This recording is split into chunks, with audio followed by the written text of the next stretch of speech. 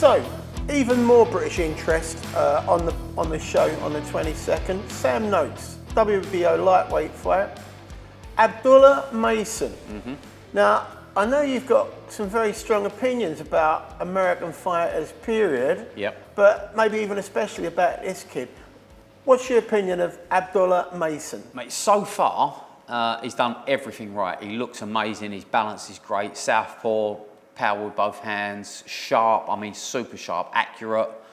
But he's been in with absolutely nobody, pretty much. I mean, he's won the North American Boxing Federation. Southpaw kid? Southpaw kid, yep. Fiddly and awkward? Fiddly and awkward, yeah, but aggressive as well, great counter puncher. You know, left hand's absolutely beautiful. He looks the real deal. But there's always a worry for me when they've been in with nobody. I mean, there's plenty of guys operating around that 135 division that have been there or thereabouts that are a little bit faded. He hasn't even been in with them. Now, again, I think for me, Noakes, similar-ish, hasn't really beaten anyone. He's got two decent names on his record. Ryan Walsh, obviously, who was a decent operator, but a couple of divisions below. And Yevon Mendy, who had a 50-50 or backwards and forwards with Luke Campbell a few years ago. 1 loss, 1 win. Decent fighter, but again, only really sort of got to world level and then got beat there. Now, for me, this is a complete 50-50. It's a pick 'em. It's a coming out party for the pair of them. I think, you know, Sam Noakes, super physical, massive at the weight, really strong, 15 stoppages in 17 wins. Abdullah Mason, super sharp, great counter puncher, aggressive, accurate, 17 stoppages in 19 wins. It's a real pick 'em fight. It's a real pick 'em fight, yeah. I think if you're going to beat Abdullah Mason, you've got to be a very good fighter. And if you're going to beat Sam Noakes, you're going to be a very good fighter. I think it all comes down to this for me. Can Sam Noakes impose himself physically on Abdullah Mason? Can he get close enough to impose himself physically? If he can rough this guy up. I mean, I think some of these American fighters are a little bit protected. Yep. They believe. We had his brother down here, didn't we? We had Sean down here. Sean down here. And Sean was fighter, very interesting because I remember saying to you, what a physically strong kid. Yep. You know, I'm a big fan of genetics, me. Absolutely. It doesn't just happen by chance. You know, not everything's for everyone, is it? No. And he came across, but also what was interesting, very good upper body movement. Yep. Can close space down. So if Sam's got a little bit of his brother going on. Well, I mean, you know, there's an argument between the pair of them on who's the better fighter.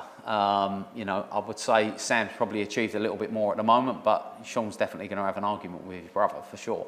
But yeah, mate, I mean, listen, it's again one of those that's going to be that perfect blend of style, southpaw, very tricky, sharp, accurate, against orthodox, physically strong, you know. It's probably going to favour Abdullah Mason, I was going to say, it's got that 12-round tricky written all over it. Yeah, I mean, it's probably going to be a very big ring over there, I would assume. Devin Haney's on the bill.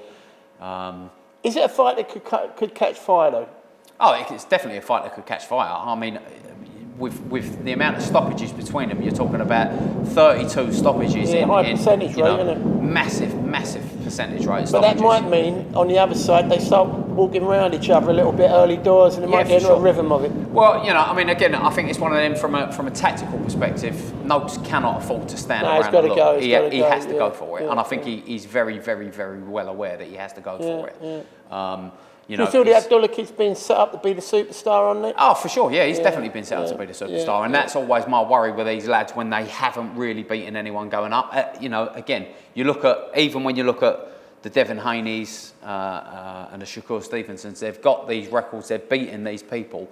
Devin Haney's been in with Gamboa and, you know, faded past their best fighters, but still good wins. Abdullah Mason's had none of that. He's going straight in against Sam Noakes, who, granted, hasn't really had those big tests, but this is that 50-50 coming out party for both. We're going to find out which one is the real deal after this. I guess you're going to find that pretty early in the fight as well, right? Definitely. As I say, I mean, I can't see Noakes getting in there and standing off him. He can't. If he does, he's going to get his ears picked off. So the way, if you were going to pick one, it's going to be Noakes early, mid rounds, or the other kid wins late, or points. Yeah, I think for me, it's either. It's hard to you, isn't it? Because you know these lads. It is. You know, I mean, Sam's a lovely lad. I know his training team as well. I know his trainer, his cut man. I've known them all for years. They're all good stuff. It's a tough one. I mean, for me, I think if Noakes is going to win... What does your heart say? What does your head say, Frank? My head says Abdullah Mason late stoppage, just too sharp, too accurate, too quick. My heart says Sam Noakes, mid to late stoppage, just gets on top of Mason, breaks him down, beats him up and stops him mid to late. If I had to put money on it, I'd probably go with Mason. But yeah, heart says Noakes. Well, I've seen you, Frank, when you put your hand in your pocket. You're never too keen to do it. So if you were going to put that, I think I'd go with that as well, if I'm being honest. Yeah. Maybe a little bit more polish. Yeah. You know, maybe the other kid getting banged a bit too much at length and the percentages going the other way, start tripping them over a little bit. Yep. I'll go with you on that. So we're basically both saying Abdullah, late round stoppage. Yeah, I think so. Yeah, in a very good fight. In a very good fight. I think it catches fire. Where Sam can come again. Yeah, definitely. What's up, guys? It's Malik King Scott, and I'm here at 662 Boxing, where champions are made. This episode of Burf and Greavesie is sponsored by J.M. Clark. That's plant hire you can trust.